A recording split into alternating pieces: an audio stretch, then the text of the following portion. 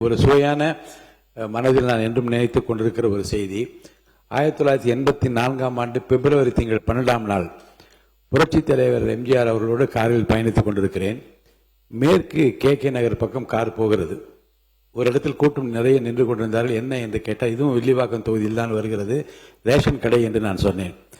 அப்போ காரை நிறுத்துங்கள் என்று சொன்னார். காரை நிறுத்திவிட்டு இறங்கி அந்த ரேஷன் கடைக்கு செல்கிறார். உடன் செல்கிறேன். அங்கே இருக்கிற ஸ்டூல் தான் இருந்தது. அவரே உட்கார்ந்து கொண்டார். அரிசியை கொண்டு வந்து காட்ட சொன்னார்.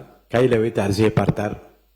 அப்புறம் என்னென்ன பொருள் இருக்குன்னா லைனில் நின்ற மக்களெல்லாம் பார்த்து, ஏன்னா ஒழுங்காக கொடுக்குறாரா, எடை சரியாக இருக்கிறதா என்று அப்படி நின்று பார்த்தவர் அந்த எடைக்கு பக்கம் பின்பக்கம் திரும்பி பார்த்தார். எதற்காக பார்த்தார் என்று உங்களுக்குலாம் தெரியும். அப்புறம் அங்கேருந்து உள்ளே போனார். திரும்ப வந்தார். திரும்ப ஜனங்களிடம் வந்து கேட்டார், நேரத்துக்கு கடையை திறக்கிறார்களா என்று கேட்டார்.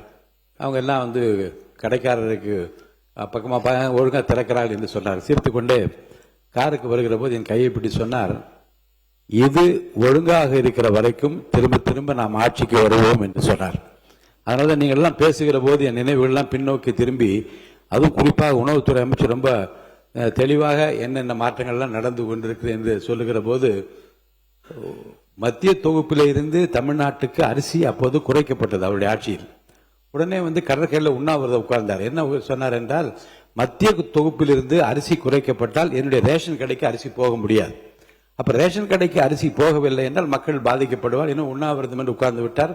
அன்றைக்கு மத்திய விவசாயத்துறை அமைச்சராக இருந்த ராவ் பீரேந்திர சிங் அவர்கள் நேரில் வந்து, இனி அந்த தொகுப்பிலே குறைப்பு என்பது இருக்காது, தமிழ்நாட்டுக்கு உரிய பங்களிப்பு தரப்படும் என்று சொல்லி உண்ணாவிரத்தை முடித்து வைத்தார்கள். இதை எதற்கு சொல்கிறது என்றால், உணவு பங்கீட்டு துறையில் அவர்கள் மாண்பு உணவுத்துறை அமைச்சர் சொல்வது உன்னிப்பாக நான் பார்த்து கொண்டே இருந்தேன். ஒரு விஞ்ஞானபூர்வமான ஒரு மாற்றத்தை கொண்டு வர வேண்டும் என்ற ஆர்வத்தும், அதன் காரணமாக தான் நீங்கள் உங்கள் ஆட்சியில் என்னென்ன செய்தீர்கள் என்பதை எல்லாம் மக்களும் தெரிந்து கொள்ள வேண்டும்.